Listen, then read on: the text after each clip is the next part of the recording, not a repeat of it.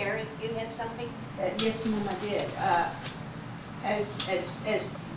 From the Preservation Board's perspective, we have been, mention of too many chiefs was made. I say too little in a way. I mean, here we are, a city board, and it's the petrified wood cabins are part of our district, and we have not, Billy came to us in January, February, that sleep morning, whenever it was, and talked about the idea that he did say it would be RV, but that the old cabins would be preserved and such, and that's the last conversation and involvement. And yes, we were concerned when we saw the plan. It's the first we saw of it, was at the council meeting. We were not involved. We were told like the cabins wouldn't be moved, this, that, and the other. We secured additional funding to get a nomination for a national listing in the National Register for Oakdale Park, which if you start, Oakdale was a motor court. You know, it was an RV park of the 50s, not of the 2010s eras. And that's, it's not, it doesn't lend itself. But to the smaller pop-ups, the tent camping, absolutely, it could all work in there. But I see a conflict of uses. Are we going to just, if we just commercialize it as a modern day RV park, well then we're going to lose some of the historic integrity. We're going to lose the nomination, and the decision needs to be made. Doing both without a clear, concise plan of action on how to accomplish both and make them money-making. That's what I see as lacking in both the city and the 4B and the whole planning process. Personally, is that, you know, I see a conflicting and lack of cohesion as to the common goal. Well, I think, Karen, that's what I did like about this guy's plan, is that he put all the new stuff in the place that was already that wasn't part of Oakdale, and the new part. So he put sort of like the modern stuff over here, and really hasn't affected Oakdale itself, except for moving the cabins. Well, and taking out the 1940s playground. I mean, well, the 40s playground's already gone. Scott May took all that with him. We're talking about the preservation part of it, though. Right. I mean, it can be Yeah. preserved. There's still a few things left, and I mean, we're talking. I went and walked at that, even the entryway, the 40-foot entryway right there. Those two side walls would have to be taken down, along with a few trees. I mean, this doesn't show.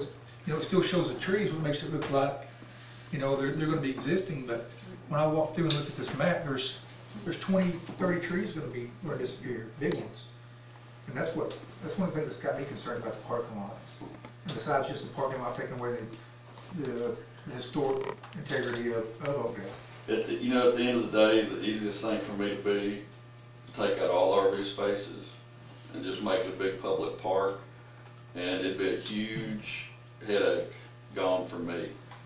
But I think for us to do this and do it right, I think that we're going to have to make some hard decisions. And you know, if you want to just keep it the old RV park it is, you may as well just take the RVs out.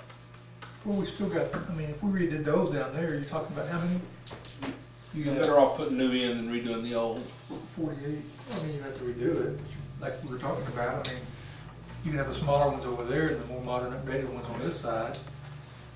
But somewhere along the way, we've got to start making decisions, because I mean, we're to the point where we're just going to be beating our head against the wall. I mean, every time somebody looks at it, they say, "Oh no, let's do this." I think until we hear from the state, we really can't do nothing to. Right, and I hope to have an answer for them next week. Okay. But now everything that they're going to be involved in is going to be the original Oakdale Park. Right. That other piece of property is not designated. The only issue I'm going to have with this over here is all the trees that are gone. Right.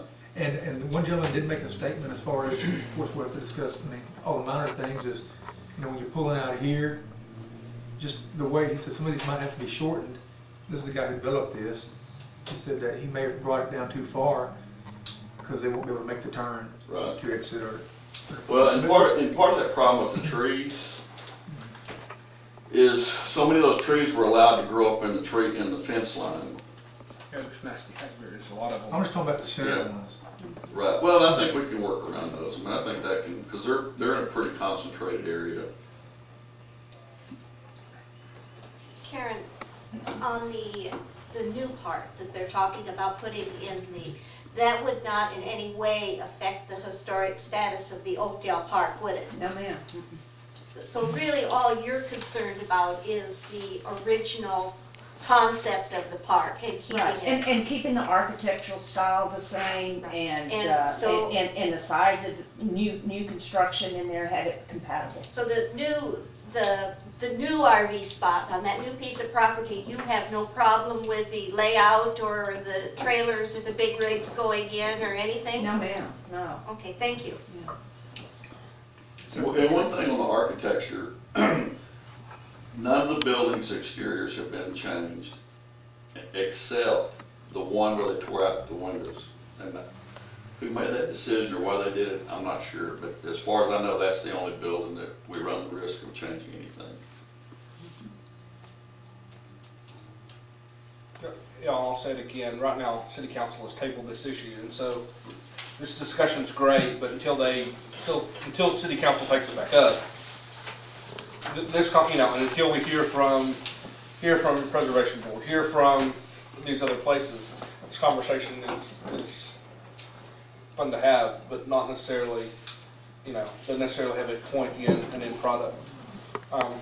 Well, I don't know if I agree with that, Conley. I think that I think it's fair game when they finally get something put on a piece of paper for everybody to have a voice and be able to. I do too. I just don't know if this is the form to do it. Because as time goes on, things will get cast in concrete, and if you don't make your intentions known early on, there was a lot of hallway discussions last month, and during the last month, particularly after the newspaper articles come out from a lot of people, and it's time that we probably ought to distill these down, and when we get these large objections, either say, we don't care about your objection, or pay attention to it. No, I absolutely agree with that. I just don't think this is the forum to do that. I think the forum to do that is whenever the city takes up the issue again, to do it in front of council and to discuss these in whatever depth they need to be discussed at the venue. So what you would like the 4B to do, divorce itself from Oakdale Park? Yes. Okay. I would.